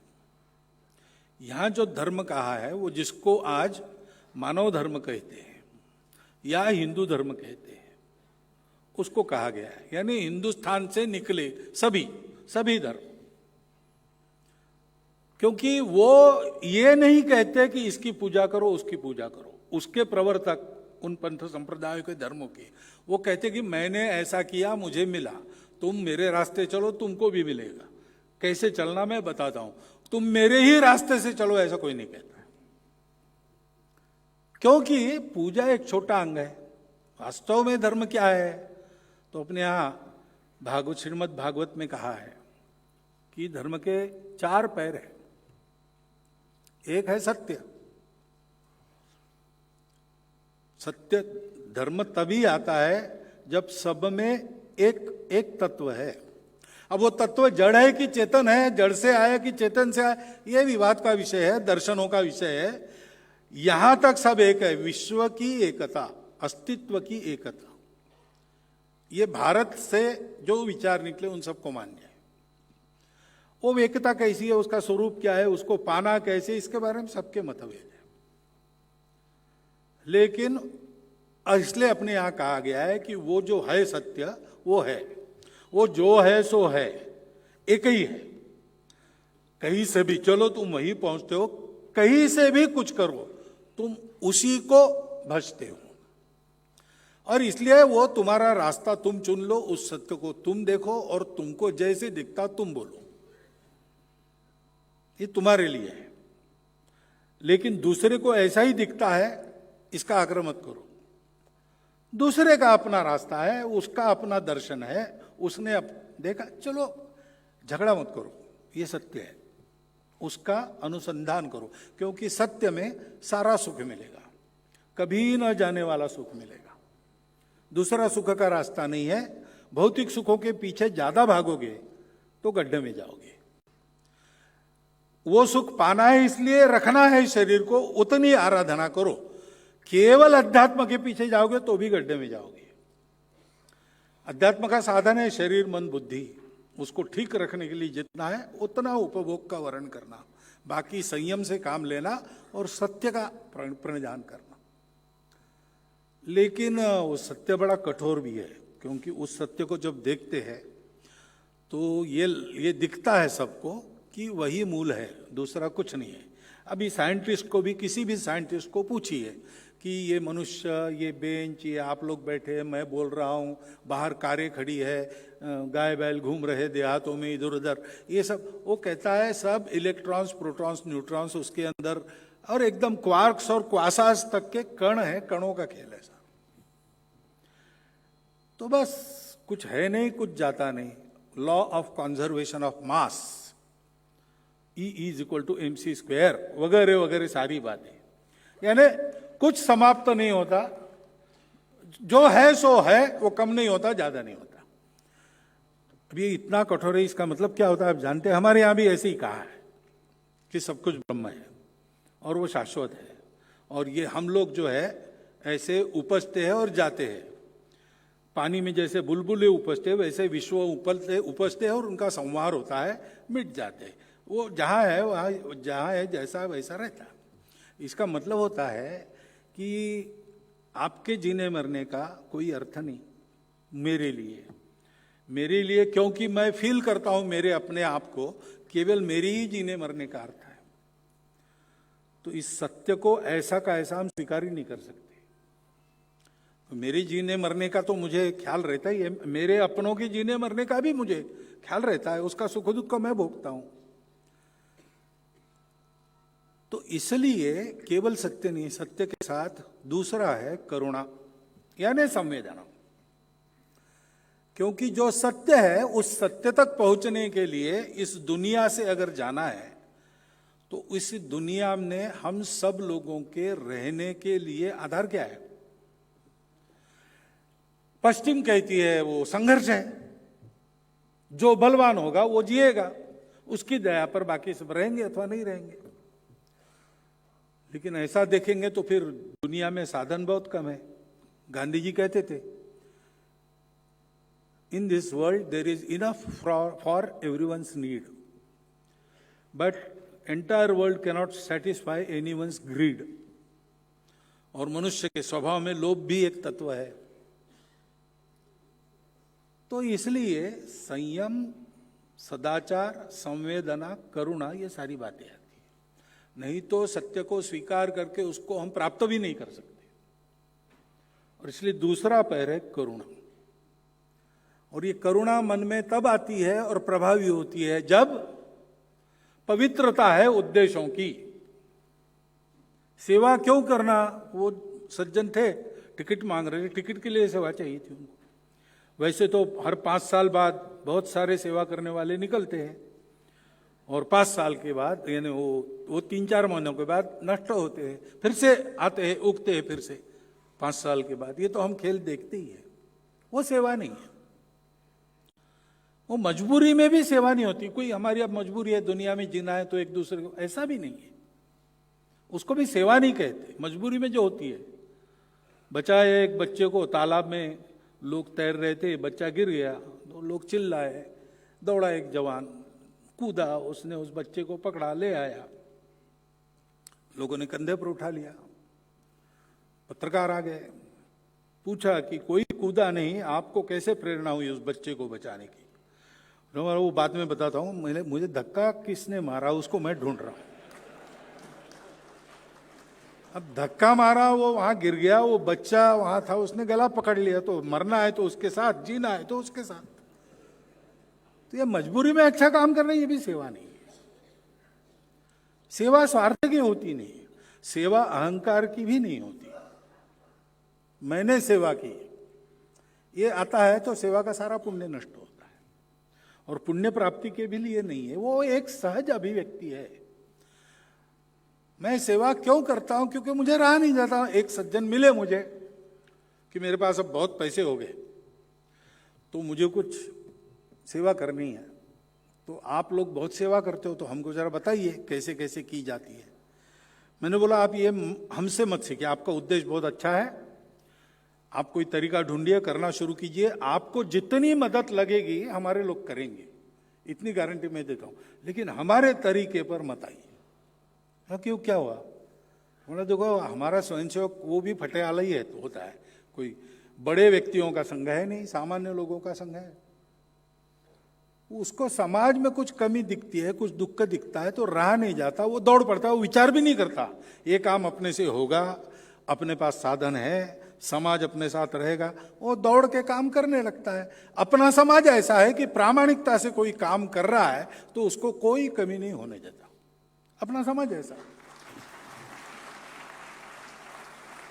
अब आप तो पहले आपके पास पैसे तो बजटिंग से प्रारंभ करेंगे, वो हमारे यहां नहीं चलता है, इसका कोई बजट नहीं है, जितना आवश्यक है उतना करना, अपने पास जो है वो सब दे देना, ऐसी सेवा होती है। वो जो दीपों का वर्णन, तरह तरह के दीप होते हैं, लेकिन एक दीप सर्वोत्तम माना गया है, वो रत्न दीप है, उसका अपना प्रकाश होता है। और इसलिए अपेक्षन्ते न च स्नेहम, उस दीप को किसी का स्नेह नहीं चाहिए, या स्नेह यानी तेल भी होता है, तो उस दीप में तेल की जरूरत नहीं है। न पात्रम, स्टेटस नहीं चाहिए उसको, वो कहीं भी रखो प्रकाश देगा, आप उसको ऊंचे ही रखना पड़ेगा, हवा न लगे ऐसी जगह रखना पड़े, कुछ उसकी कोई अपेक्षा नहीं। अपेक्षन्ते न च स्नेहम न पात्रम न दशांतरम, बीच बीच में उत्साह कम होता है, जरा बाती सरसाओ भैया, बड़ी करो, ये उसको नहीं करना पड़ता। आगे कहा गया है सदा लोकहिते युक्ता रत्न दीपा इव उत्तमा। उत्तम पुरुष कैसे होते हैं? इस रत्नदीप के समान स्नेह पात्र यानी स्टेटस या कोई प्रेरणा देने वाला, मेरे प्रेरणा से शुरू हुआ ऐसा कह रहे हैं, बेकार की बात है, प्रेरणा उनके हृदय के अंदर की है, उनके पिताजी के उदाहरण की है, तो उनको कोई आवश्यकता नहीं होती, वो जलते रहते हैं। प्रकाश देना उनका स्वभाव है, पेटी में बंद करके रखो तो अंदर पेटी के प्रकाश होगा। ऐसा रत्नदीप के जैसा लोकहित में रत उत्तम पुरुष होते हैं, ऐसे जीवन अपने सामने है। और गौर करने की बात है कि यद्यपि उनको सम्मानित करने का कार्यक्रम है, ये कार्यक्रम उनके लिए नहीं है, क्योंकि उन्होंने मांगा ही नहीं था कुछ, उनको तो अपना नाम वहां है इसका भी पता नहीं था, वो तो करते हैं, करते रहते हैं। मैं तो बहुत सारे लोगों को जानता हूं, वो उनको पता नहीं था कि हम सब लोग उनके लिए खड़े हो जाएंगे, यहां उनका सम्मान होगा। उन्होंने काम शुरू किया तब भी अगर कंप्यूटर में डाटा फीड करते कि इनके पास क्या क्या है काम करने के लिए, तो कंप्यूटर कहता कि ये काम चलेगा ही नहीं, लेकिन वो चल पड़ा और आगे बढ़ा। आज उनके अपने क्षेत्र में उस काम की एक कदर है, उनको नहीं चाहिए, है रत्नदीप है तो प्रकाश मिलेगा ही मिलेगा, लोग कहेंगे कि चमक रहा है, रत्नदीप चमकने के लिए नहीं बैठा है, वो उसका स्वभाव है भैया। ऐसे ये सारे लोग हैं, तो ये कार्यक्रम उनके लिए थोड़ी है, उनको हमारे सामने लाया जा रहा है क्योंकि हमारा जीवन ऐसा बने।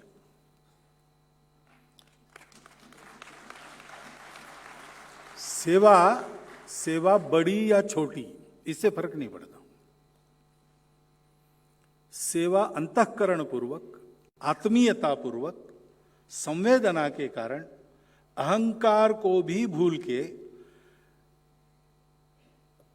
नारायण मेरे सामने या भगवान मेरे सामने, आप जिसको भी मानते हैं सर्वोच्च, वो मेरे सामने उस रूप में प्रकट होकर मेरे अंतःकरण को पवित्र करने का अवसर मुझे दे रहा है, ऐसा मानकर जो की जाती है, वो छोटी हो या बड़ी हो,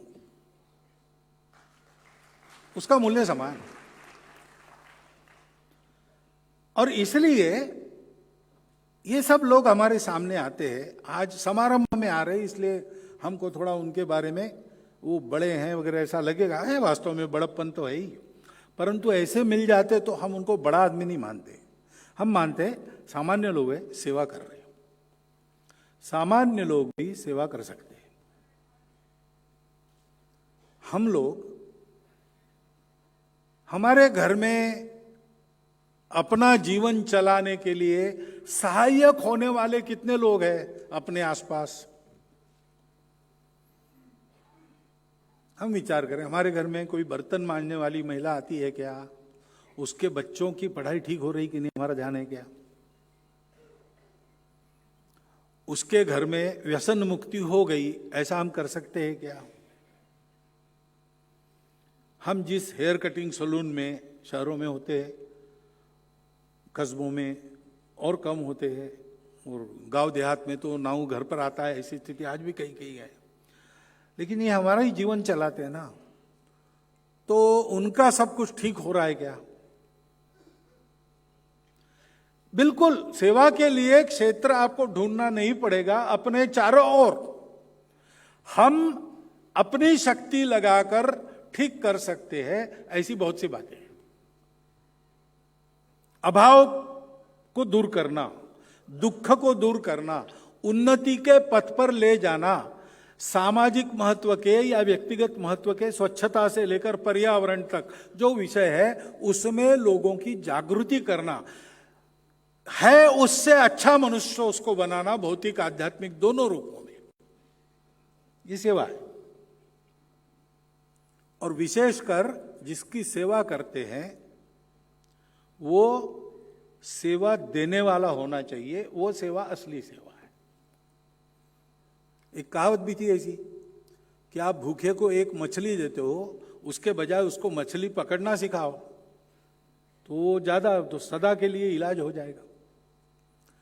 ऐसे इस सेवा के द्वारा देने वाला रह नहीं जाता, वो लेते लेते देने वाला बन जाता है। कविता कुछ मराठी में एक कविता है कुसुमाग्रज कि देने वाला देता जाए, मैं हिंदी बता रहा हूं उसका, देने वाला देता जाए, लेने वाला लेता जाए, लेते लेते लेने वाला देने वाले के हाथ ले जाए। ये देते रहना चाहिए तो वो भी देने वाला बनेगा। ऐसा भी इन प्रकल्पों के सेवितों में से हमने सुना हुआ है। ऐसी सेवा हम कर सकते हैं, हम सब लोग कर सकते हैं। संस्था बना के कर सकते हैं, जो संस्थाएं कर रही है उनके साथ लग सकते हैं। हम अपने परिवार के द्वारा आसपास ऐसी सेवा कर सकते हैं।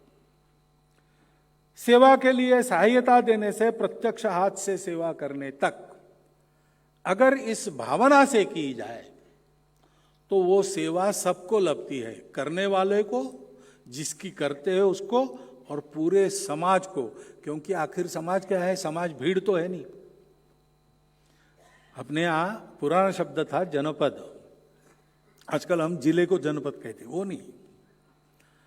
राष्ट्र, नेशन के अंग 7 अंग होते हैं, उसमें मुख्य अंग है जनपदवती भूमि, यानी एक भूमि जिस पर एक जो समूह रहता है मनुष्यों का, वो केवल समूह नहीं है, वो समाज है।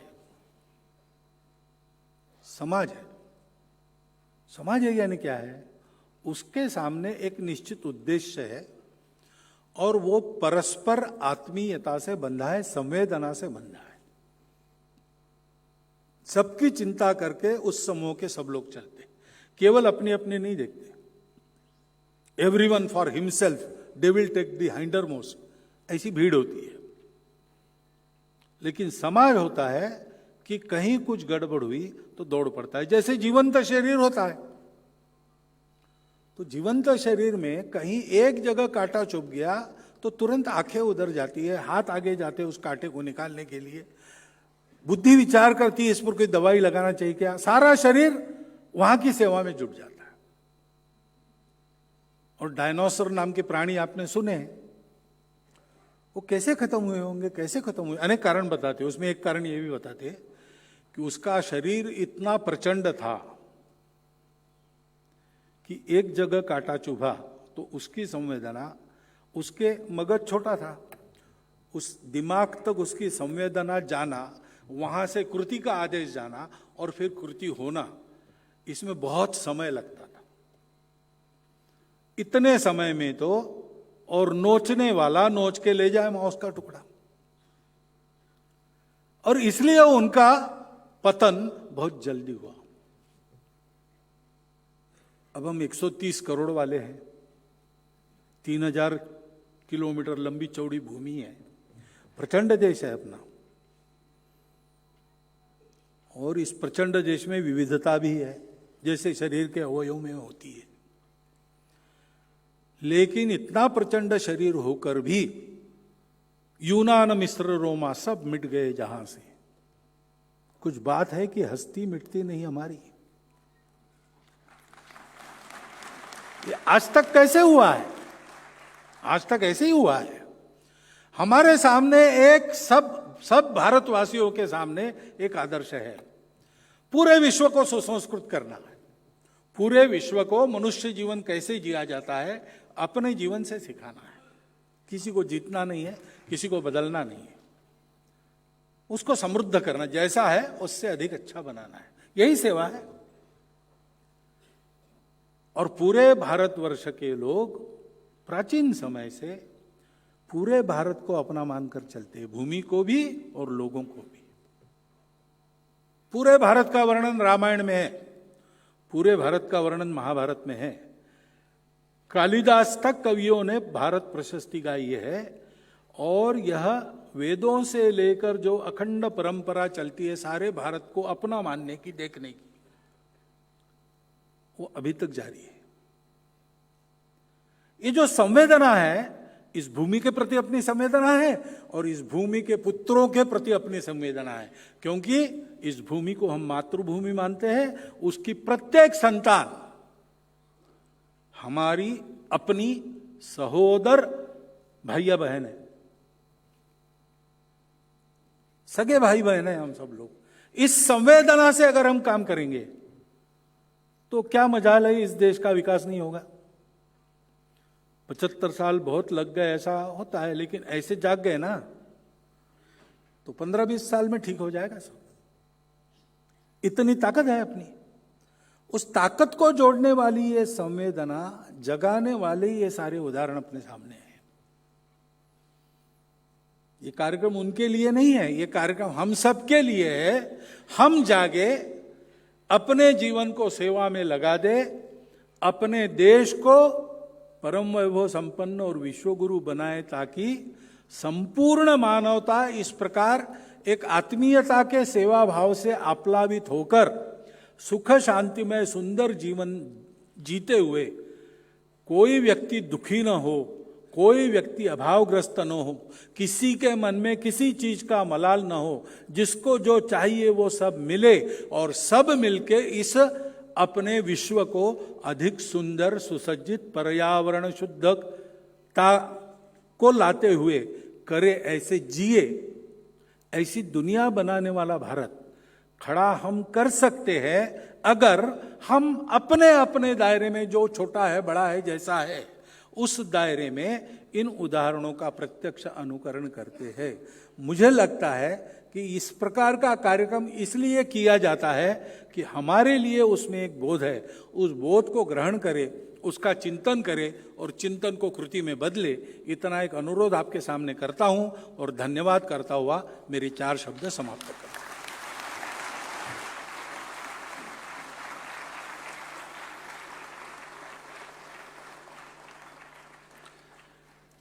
प्रेरक उद्गार के लिए धन्यवाद सर संचालक जी।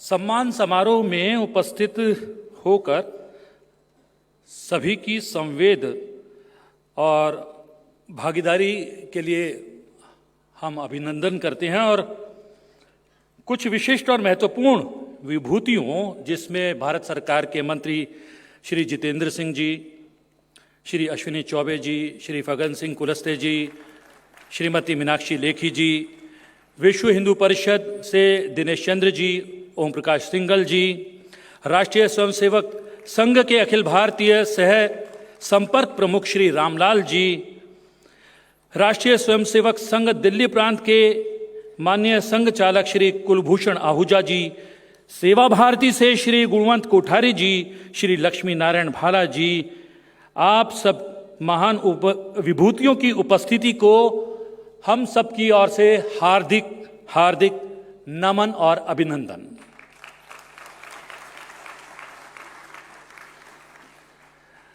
अब धन्यवाद ज्ञापित करने के लिए आमंत्रित करता हूं संत ईश्वर सम्मान समारोह कमेटी के अध्यक्ष श्री कपिल खन्ना जी को।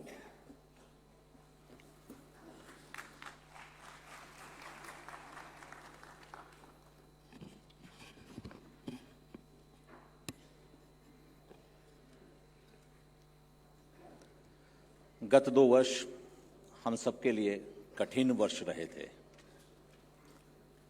कोरोना महामारी की 2 लहर आई। हम सब ने देखा कि कितना बड़ा प्रकोप आया, समाज पर, इस धरा पर कितना बड़ा संकट आया, और परिवार पर इसके साथ में पिछले वर्ष पिताजी का देवलोक गमन हुआ और ये दुखद पहाड़ एक और गिर पड़ा। ऐसे समय में ये 5वां संत ईश्वर सम्मान का कार्यक्रम हम आयोजित कर रहे हैं और एक शुभ संकेत हमें मिल रहा है। हमारे पूजनीय संत समाज यहाँ उपस्थित हैं हमें आशीर्वाद देने के लिए। सर्वप्रथम मैं संत ईश्वर सम्मान समिति की तरफ से अपने सभी संत समाज को नमन करता हूँ, प्रणाम करता हूँ, वंदना करता हूँ।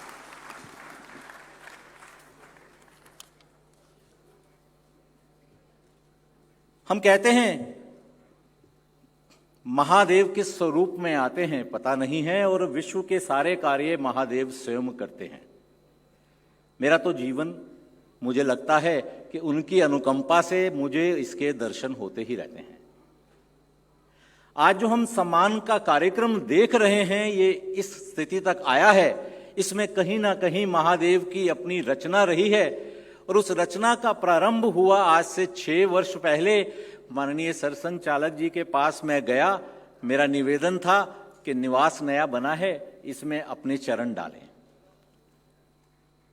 पर महादेव की कुछ और इच्छा थी और उन्होंने अपने स्वरूप के सामने महादेव स्वरूपा सरसंघ चालक जी को रखा। उनके मुख से हमें ये कहा, हमारे पिताजी के बारे में पूछा गया, पिताजी का पूछा और उसके बाद में कहा कि पिताजी का सहस्त्र चंद्र दर्शन तैयारी हो गया है। सहस्त्र चंद्र दर्शन का कार्यक्रम आयोजित हुआ। उसी कार्यक्रम के अंदर पिताजी की इच्छा थी कि सेवा का सम्मान दिया जाए और ऑल इंडिया ब्लाइंड कन्फेडरेशन को एक सेवा राशि दी गई। और वहीं पर मंच में पूजनीय सरसंघ चालक जी के द्वारा एक संकेत आया कि इस कार्य में जुट जाना चाहिए, और उस कार्य को अपने हाथ में ले लिया गया। इसी कार्य को आज 5वां वर्ष हो गया है। सर्वप्रथम सबसे पहले मैं धन्यवाद तो शब्द बहुत कम है, आभार भी शब्द नहीं पूरे करते। मैं माननीय सरसंघ चालक जी का नमन करता हूं। उन्होंने हमें ये मार्गदर्शन दिया, हमें दिशा प्रदान की और ये समिति आज इस कार्य को संपन्न कर पाई।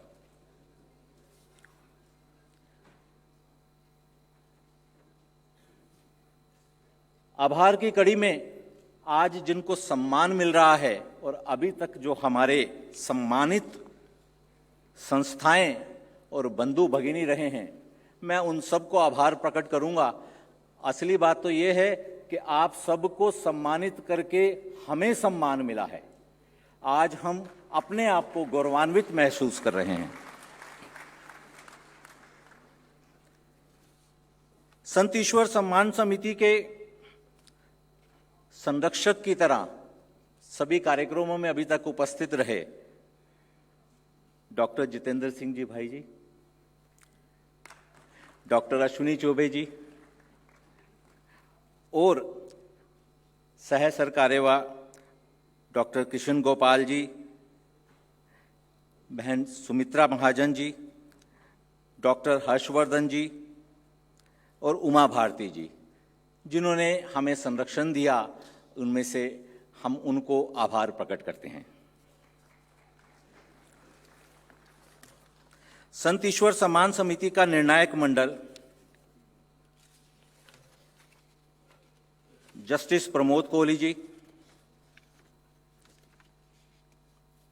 श्री राम बहादुर राय जी,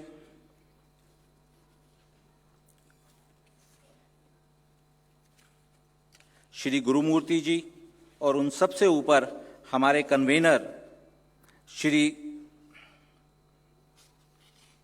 गुणवंत जी, श्री गुणवंत कोठारी जी, हम आपका आभार प्रकट करते हैं। आप सबके द्वारा इस चयन प्रक्रिया को इतनी सुविधा से और इतने अच्छे सुनियोजित तरीके से किया गया कि आज भारत के सुदूर कोनों से हमारे सामने सेवा कार्य को करने वाले सब प्रबुद्ध जन उपस्थित हैं।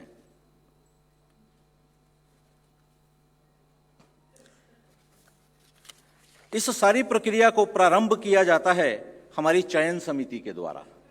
हमारी चयन समिति पीछे पर्दे के पीछे रहकर कार्य करती है। श्री अनिरुद्ध देशपांडे जी, श्री कश्मीरी लाल जी, डॉक्टर दिनेश जी, सुश्री गीता ताई जी, श्री सुरेश कुलकर्णी जी, श्री गुणवंत कोठारी जी, और उसके साथ में महासचिव संत ईश्वर सम्मान समिति वृंदा बिटिया इस सारे कार्य को संपन्न करती है। मैं उनको भी बहुत बहुत धन्यवाद देता हूं। आज इस कार्यक्रम की शोभा बढ़ाई हमारे साथ श्री दिनेश जी ने, माननीय दिनेश जी, श्री रामलाल जी, और हमारे साथ में भाई फगनलाल कुलस्ते जी सामने हैं, बहन कदम जी यहाँ रही हैं, और हमारे साथ में श्री अश्विनी चौबे जी हैं। मैं उनका भी आभार प्रकट करता हूं। इस सबसे ऊपर भाई अर्जन मुंडा, हमारे मित्र, हम जब कभी भी कोई भी समस्या आई इस कार्यक्रम आयोजन में, इनके पास में आकर इनका दरवाजा आधी रात को भी खटखटाते रहे और आगे बढ़कर उन्होंने हमें पूरी सहायता प्रदान की, हमारे संरक्षक की तरह, हमारे मित्र की तरह साथ दिया। मैं उनका बहुत बहुत आभार प्रकट करता हूं। बहन मीनाक्षी जी भी यहां आई हुई हैं, श्री पीपी चौधरी जी भी हैं। आप सबका भी बहुत बहुत आभार प्रकट करते हैं। इस कार्य को संपन्न करने में मेरे साथ मेरे परिवार ने साथ दिया। मैं अपने परिवार के, जो भारती मेरी अर्धांगिनी है, मैं उसका भी बहुत बहुत आभार प्रकट करता हूं। अगर वो इस यज्ञ में मेरे साथ आहुति नहीं देने के लिए खड़ी होती तो शायद ये यज्ञ पूर्ण नहीं होता। राष्ट्रीय सेवा भारती और सेवा भारती, ये दोनों संस्थाओं ने हमारा इस कार्य को पूर्ण करने में बहुत ही अतुल्य सहयोग प्रदान किया है। राष्ट्रीय सेवा भारती के अध्यक्ष श्री पन्नालाल बंसाली जी और डॉक्टर राम कुमार जी, संगठन मंत्री सुधीर जी और सभी कार्यकर्ता बंधुओं का मैं अनेक आभार प्रकट करता हूं। दिल्ली सेवा भारती जो व्यवस्था में पूरी जुटी रही, दिन रात इस कार्य में जुटी रही, दिल्ली सेवा भारती के सभी कार्यकर्ताओं का, उनके अध्यक्ष जी श्री रमेश अग्रवाल जी, उनके मंत्री श्री सुशील जी के द्वारा मैं सबका आभार प्रकट करता हूं। इस कार्य को सफलतापूर्वक आपकी पूरी टोली के द्वारा संपन्न किया गया। इस सब के साथ में परिवार से और भी सदस्य जुटे रहे। अनुज अरुण, जो यहां उपस्थित नहीं है, पर समय समय पर उनसे हमें पीछे से सारा मार्गदर्शन, सारी डायरेक्शन मिलती रहती है। अनुज, वरुण, पवन, राजेश, बहन रजनी, हमारे बहनोई श्री केवल किशन जी और इनका परिवार हमेशा हमें साथ देता रहा है। कहते हैं कि कभी कभी प्रत्येक कार्य जो होता है उसके पीछे कोई और भी प्रयोजन होता है। ये 5वें वर्ष का जो आयोजन रहा है, इस आयोजन ने हमें सम्मान समिति को कुछ दिया भी है। मैं आभार प्रकट करूंगा महादेव का कि इस आयोजन के द्वारा हमारा परिवार और बड़ा है। मेरे 3 बच्चे वृंदा, अक्षय, हिमानी, वो तो इस कार्य में जुटे हुए हैं, पर मुझे लगता है कि ये आयोजन समापन होते होते मैं ये कह सकूंगा कि वो सुना था मिजोरम में एक परिवार है जिसके अंदर शायद 78 या 80 सदस्य हैं। मेरे सदस्य तो बढ़ गए हैं, मेरे बच्चे तो बहुत सारे बढ़ गए हैं।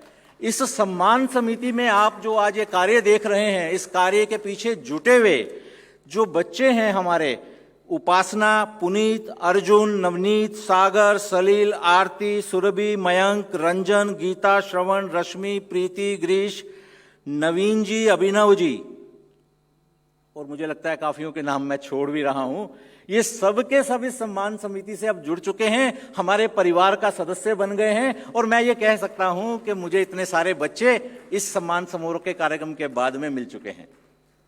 आप सबका मैं पुनः आभार करता हूं कि आप सब इस कार्य में आए। मंच के इस तरफ सब जो उपस्थित हैं, उन सब से ज्यादा आप जो सामने हैं, उन सब ने प्रोत्साहन बढ़ाया है हमारे सब सम्मानकर्ताओं का। इसके लिए सम्मान समिति आप सबका भी आभार प्रकट करती है। अंत में मैं अपनी वाणी को विराम दूंगा अपने पिताजी के द्वारा कही गई एक कविता से। नव प्रकाश का एक लघु तृण, नव प्रकाश का एक लघु तृण तिमिरो धधि में बहा जा रहा। मौन मूक इस शून्य गगन में अविचल गति से दूर यति को रख। अमर साधना का प्रतीक बन, चेतनता का नवल गीत बन। एक विहग सखी उड़ा जा रहा। नव प्रकाश का एक लघु तृण तिमिरो दधि में बहा जा रहा। आज के इस अवसर में ये जो नव प्रकाश के लघु तृण एक दीर्घ तृण बनेंगे और समाज को नई दिशा प्रदान करेंगे, इसी आशा के साथ मैं आप सबको नमन करता हूं। धन्यवाद।